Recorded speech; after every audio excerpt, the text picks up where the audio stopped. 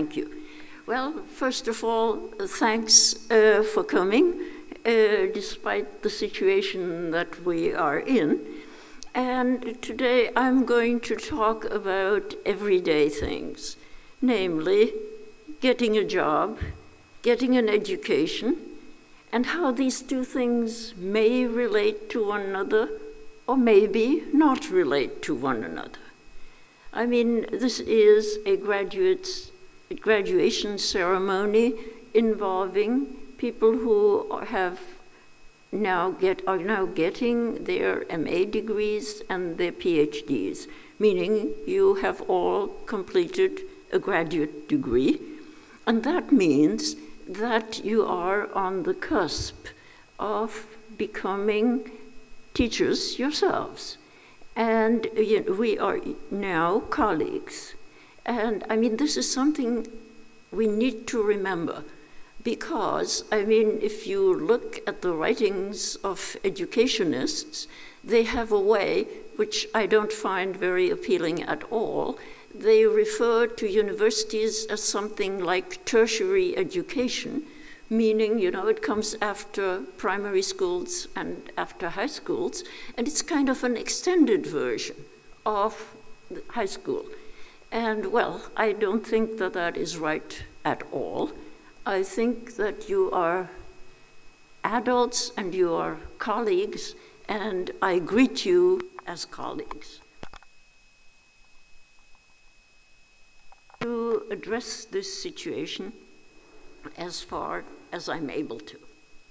Now, of course, we all know human beings always work within social systems, not one, but many social systems. This is a very trivial statement. However,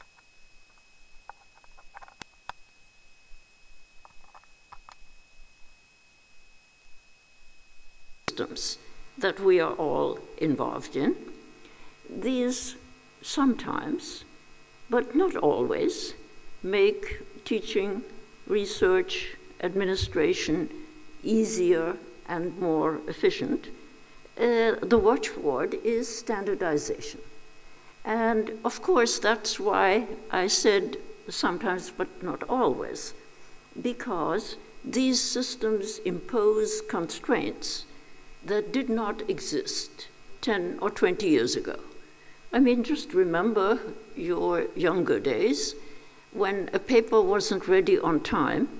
You could visit your teacher in his or her office and explain why it wasn't ready. And then the teacher would evaluate the situation and decide to accept or not accept your excuse. However, now that uploading has become the requirement, well, when the time for uploading has passed, both teachers and students will feel that nothing can be done. Of course, that may not be fully true. Maybe if the teacher is willing to kind of exert him or herself, maybe it is still possible to accept the paper. But in large courses, I think that's what happens. Well, at the same time, the faculty also is under similar pressures that have been generated by, the electronic systems that we are all part of, which is why I've called the subsection only a cog in the machine, ? Because, I mean, you have passed through graduate school, at least through part of graduate school, and you know that recommendations by professors are essential. And these have to be in on time. And I mean, again, 15 years ago, if a professor had a reason why a certain recommendation could not be in on time, he or she would give the university a call and say, well, can I deliver this 3 days later? And normally the answer would be sure. However, now, when the date for uploading has passed, it gets very difficult, and therefore I would recommend, if you need such a recommendation, send the faculty member in question a reminder ahead of time, because once people have forgotten, it gets to be difficult. Well, there are other problems involved. I mean, some of you may have followed this again on the internet. We know that courses on online courses are recorded, and in certain American universities, faculty has become very worried about students or others getting access to these records, taking sentences out of context, and publishing them on social media. And of course, you know, there are always enemies around. I mean, not everybody has enemies, but many people have enemies. It's unavoidable, it's part of human life. And if enemies have the chance to do this, it will get very difficult for the person whose words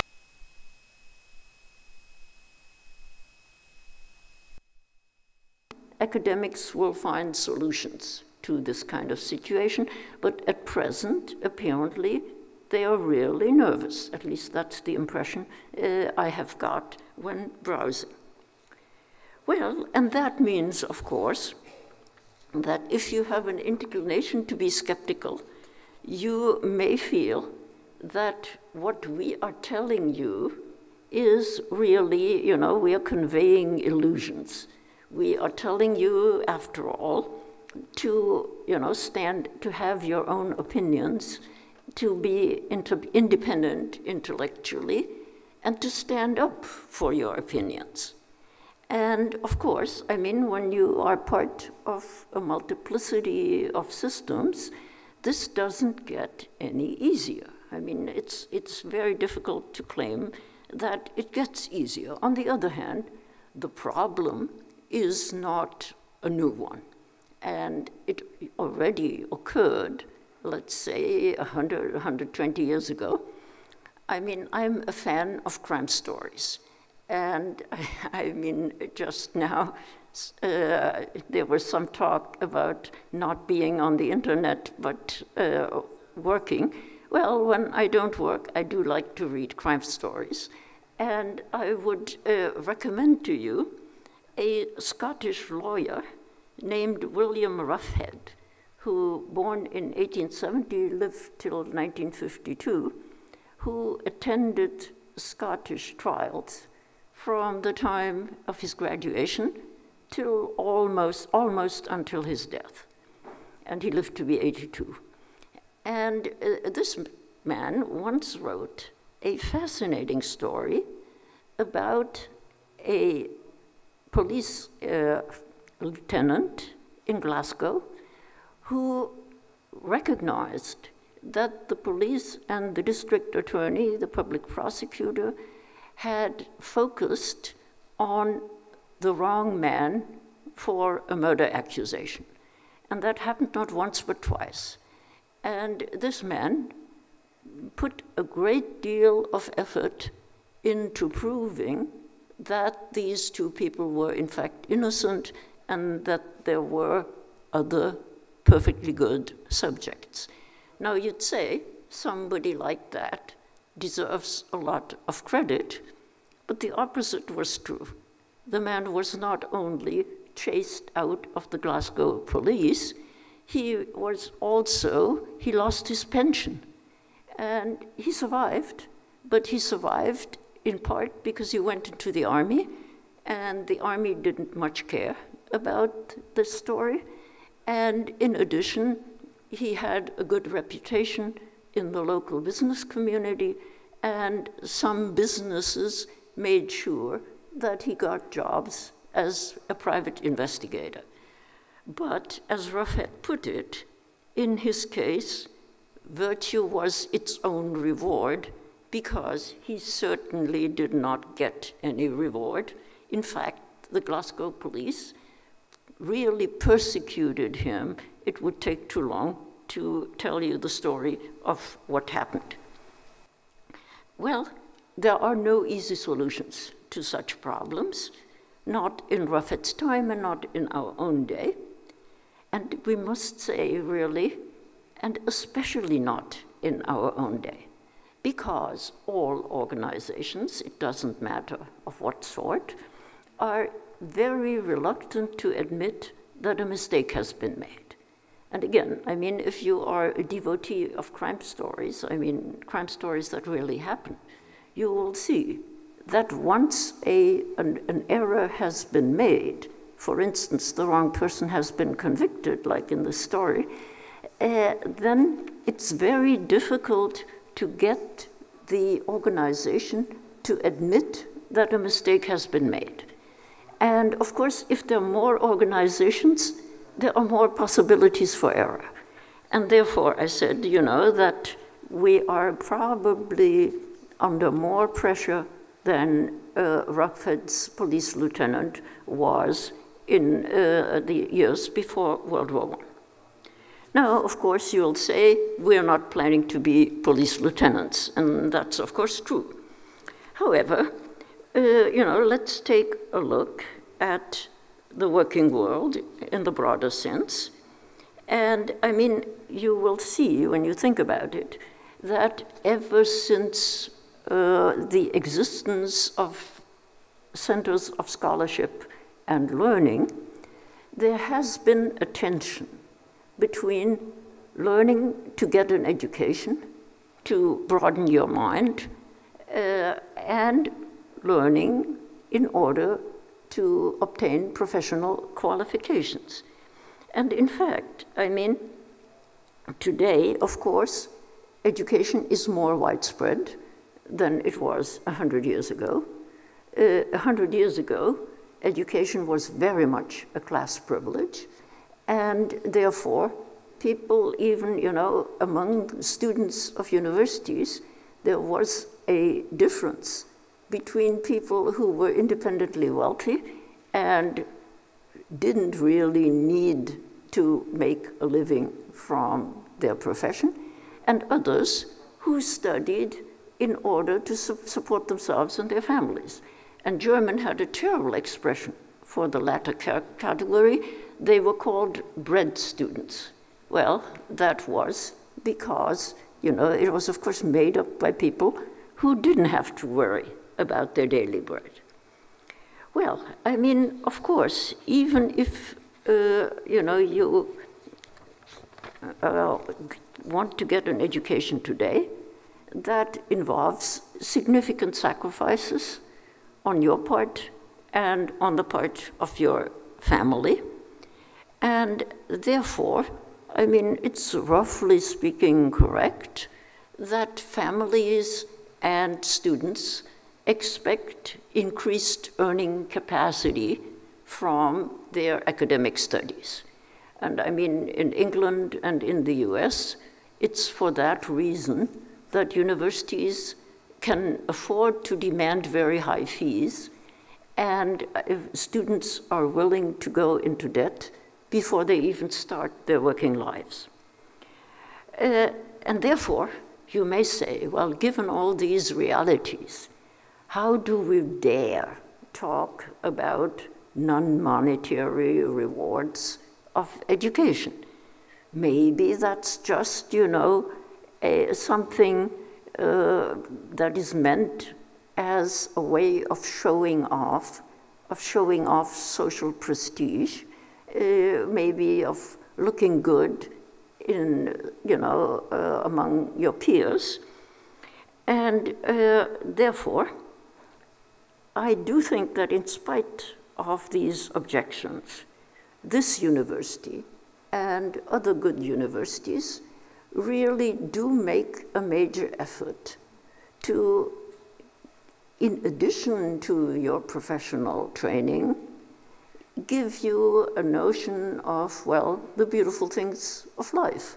And that may, you know, include photography, philosophy, films, fine arts, and who knows, maybe even history writing. I mean, I wouldn't dare say the opposite.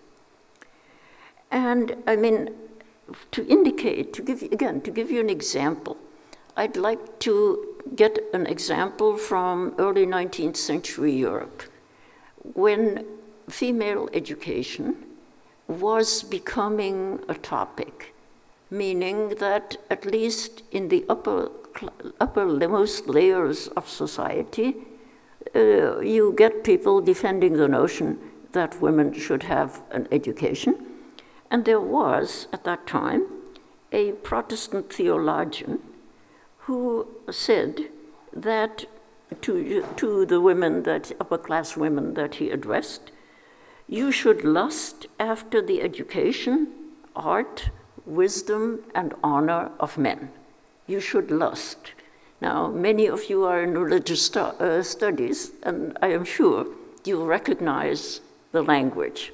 It's the language of the Ten Commandments, and it's the language especially of the 10th commandment, where it says that you should not lust after the possessions of your neighbor.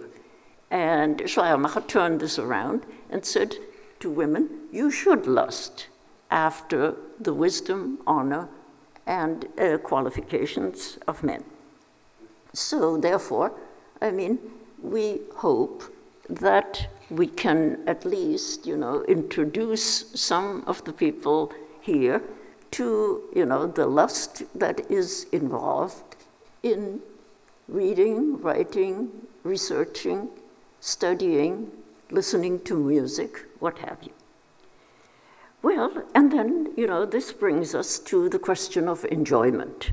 And I hope that you will find, or have found, certain aspects of scholarly life fun and entertaining. And I mean, I'm sure you have all read boring papers and maybe boring books, and I hope not at this university, but you have probably at some point encountered boring teachers. And some people believe that scholarship, being a serious matter, should be conducted with a serious face. But I have a strong feeling that this is not right. And for that, I can refer to Umberto Eco, who was a novelist and also a specialist in the analysis of words and symbols.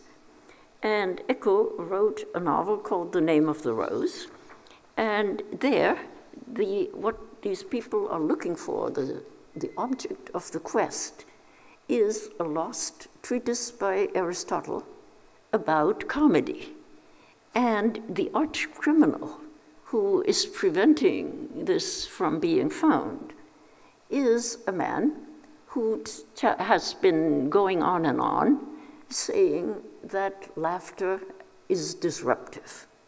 Well, as I said, at the end of the novel, we find out that he is the murderer of the 6 or 7 people who get murdered in the course of the story. Well, closer to our present world, I mean, we are still talking about the importance of laughter. I would like to remind you of a story that some of you may know, by Aziz Nesin, published in 1953, I mean, quite a while ago.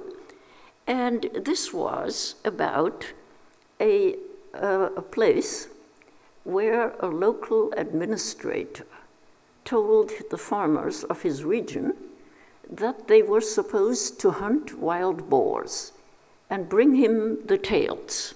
And if they did, they were going to get a small reward, and if they didn't, they would be punished.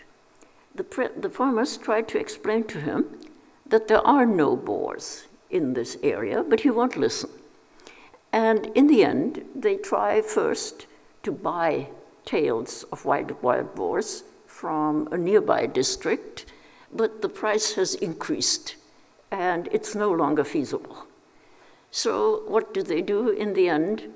They massacre dogs, and they bring dogs' tails, and the administrator is very pleased with himself, because he says, look, I told you there are wild boars.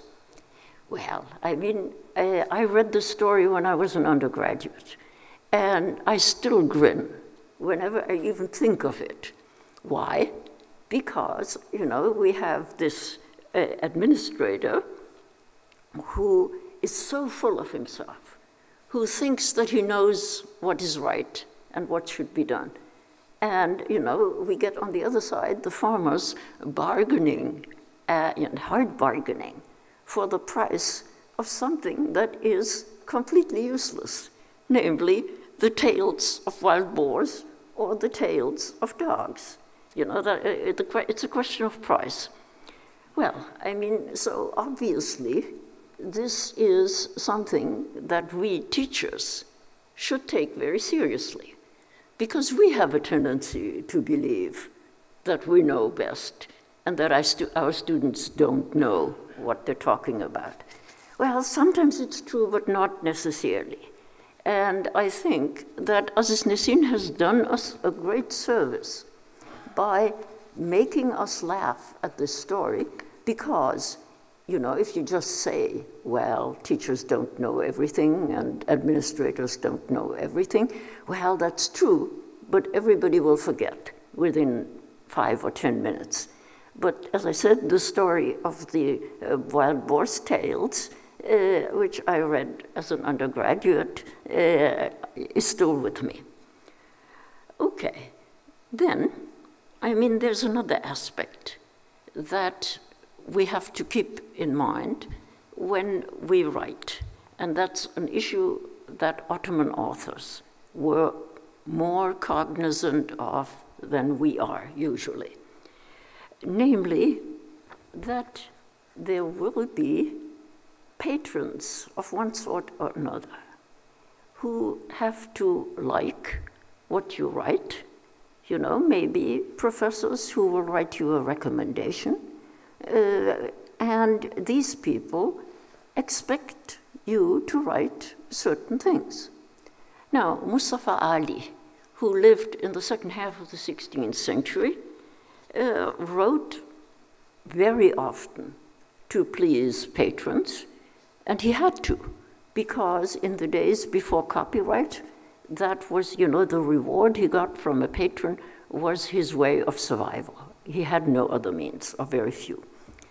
So therefore, Mustafa Ali certainly was cognizant of patronage, but he also kept a certain section for himself. When he wrote the Kunshul Akhbar, which is his opum, you know, his great work, it has no patron. It was never dedicated to anybody. So that means that Mustafa Ali also knew the value of writing about Ottoman history the way he thought was right. And if it didn't please any patrons, well, then, you know, it can survive without patrons. And I mean, after all, it's still there. Where it has been published, we can read it. And I mean, this question of patronage was widespread, of course, in not just the Ottoman world, but in all early modern book production, because, as I said, copyright was invented in England in the 18th century, and in continental Europe, it didn't become widespread until the 1800s. Now, I mean, of course, it was important to get an influential patron. And there, I would like to cite Halil İnalcık, who has related a marvelous story about the poet Fuzuli. I mean, some of you may have seen his statue. He has a statue in Bebek. Well, I mean, Fuzuli was a Safavid subject until 1535. And then the Ottomans conquered Baghdad, and all at once he found himself an Ottoman subject. And what's more, he was a Shiite. And this was, of course, not terribly popular at the Ottoman court. But Fuzuli tried to approach one of the princes and ultimately the Sultan.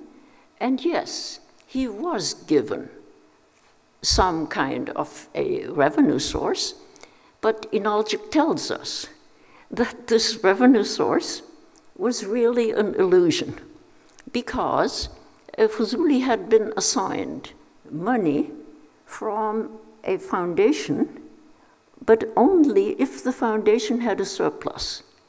And the foundation never had a surplus. So on paper, it looked good, but in real life, Fuzuli, you know, who was, after all, one of the foremost poets of his age, really got nothing. Well, and then we have patronage in the careers of Ottoman scholars, judges, and teachers. And for that, I would like to refer to a book by a much younger scholar, namely Yasemin Beyazit.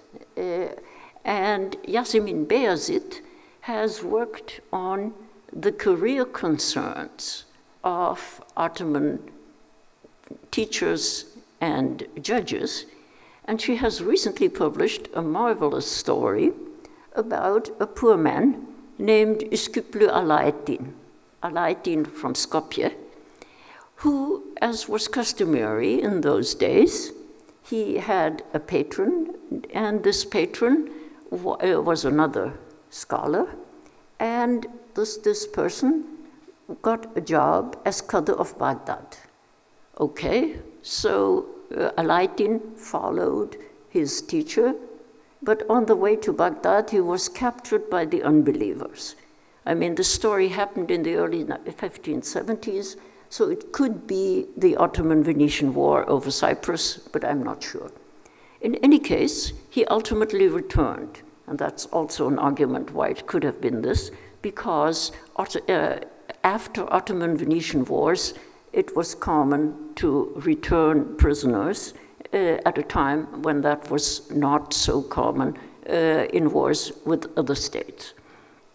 So this man came back and found that he was out in the cold because his teacher, who could make him into a mulazim, into a candidate for office, had retired. And as a retiree, he could no longer recommend anybody. So poor Alaaeddin had to wait until this man died, because after the death of a meritorious scholar, his friends and followers nominated a couple of mulazims in the name of the deceased, teacher. So the last we hear about Üsküplü Alaaeddin is that he became a mulazim. But as Yasemin Beyazit tells us, we do not know whether he ever became a teacher or a judge. She also found another case where this guy became a judge, all right, but in a place that was like really in the sticks. So obviously, if your patron was out in the cold, you were out in the cold too.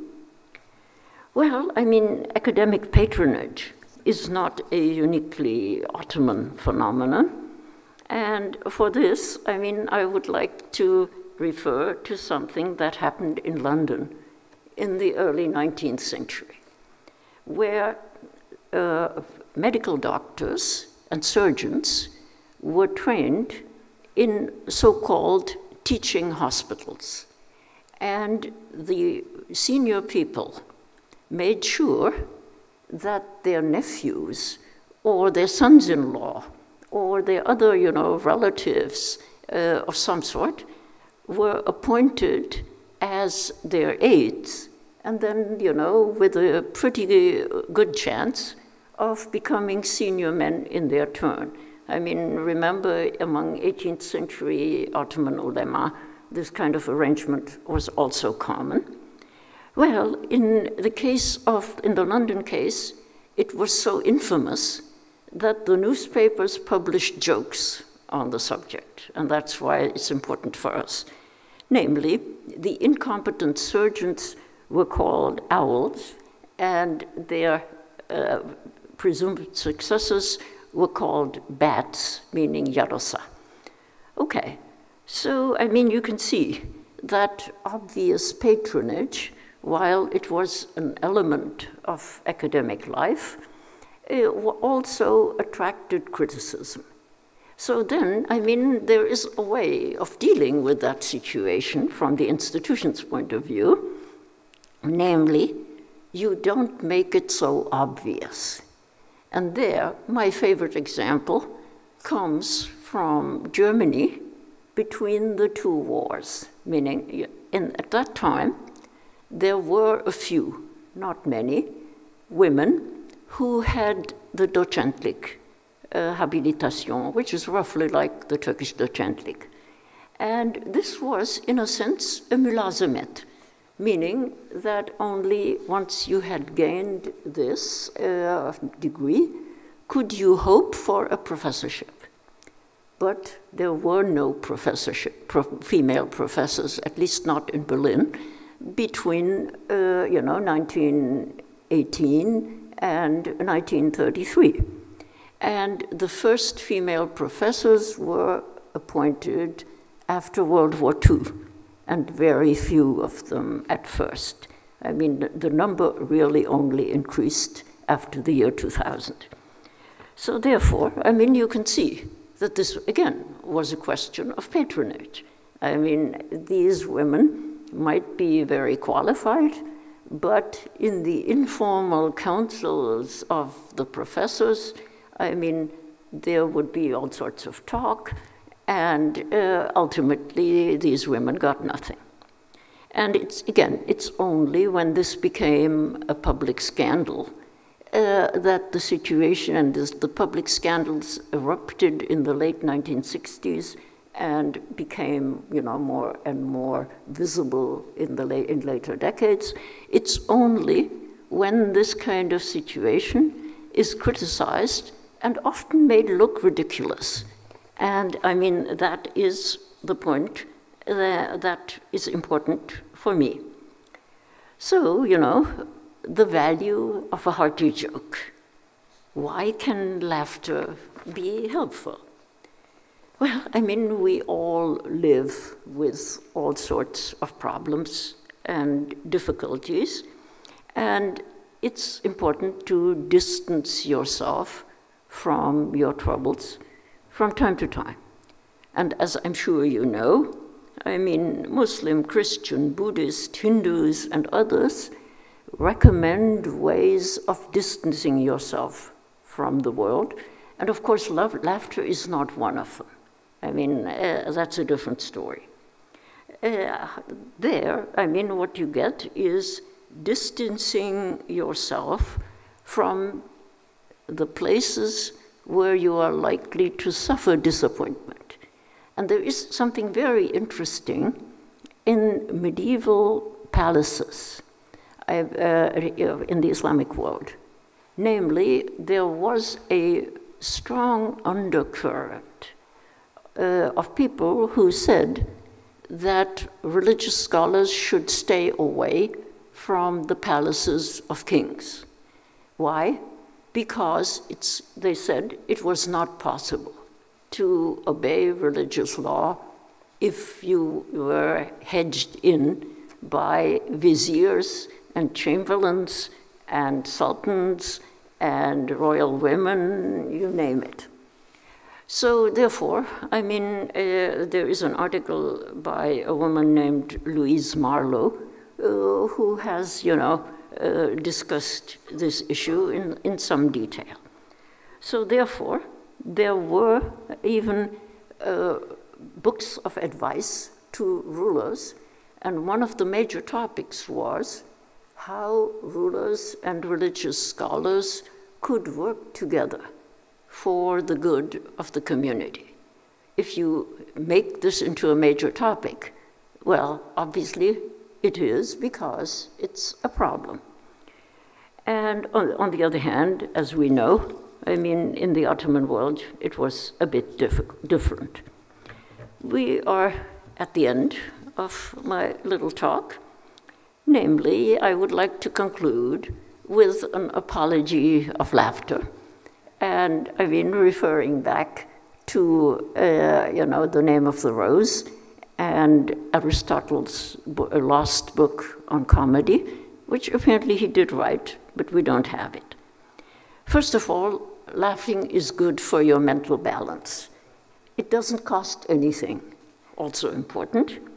And since we all have to live with disappointments, to laugh at the disappointment is a way of distancing yourself from it. And I mean, once you have distanced yourself, it's also easier to follow the path that you consider to be the correct one. And that goes back to, the announcement that you have seen on the homepage of our university, which asks people to use their own mind and retain their intellectual independence. Thank you for your attention.